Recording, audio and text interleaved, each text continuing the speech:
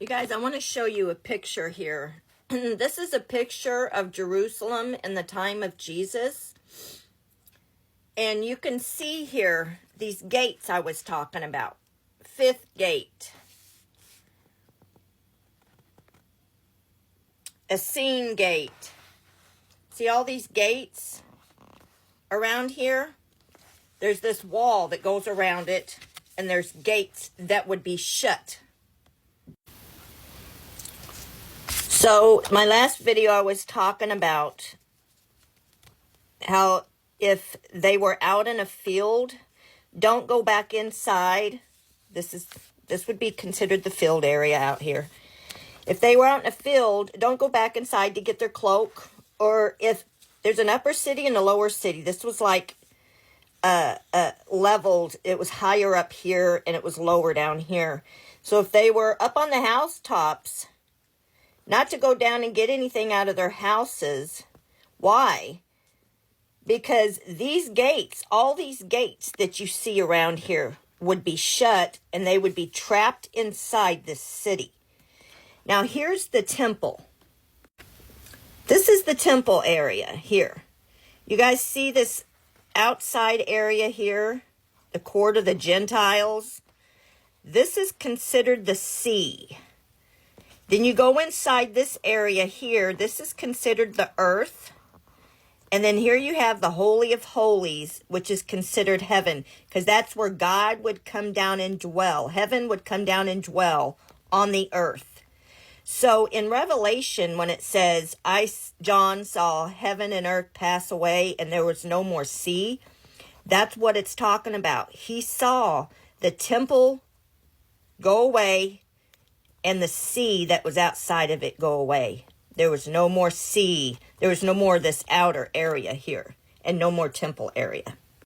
So I want to bring you down to this valley that's outside of Jerusalem. This is called Hinnom Valley or Hinnom Valley. The King James Version translates it as hell. So when Jesus spoke of Gehenna or hell, this is what he was speaking of here. He said it would be better to enter heaven with one eye or one hand than to be cast into the fire with both hands and both eyes. Because back in the 1st century, Nero was a persecutor of Christians. He would throw them into this fire.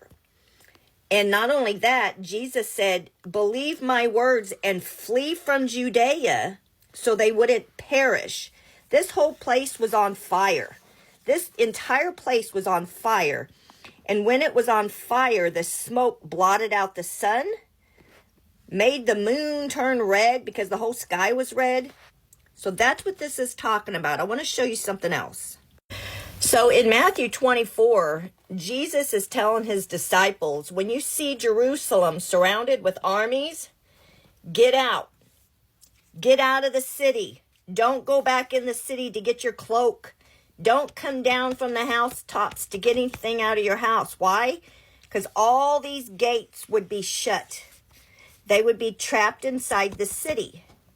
So he said, when you see the armies surround Jerusalem, flee from Judeah. And this is where they fled, to a place called Pella. So in the scriptures, it says, pray that it not be winter, or that women would not be pregnant with nursing children. Why?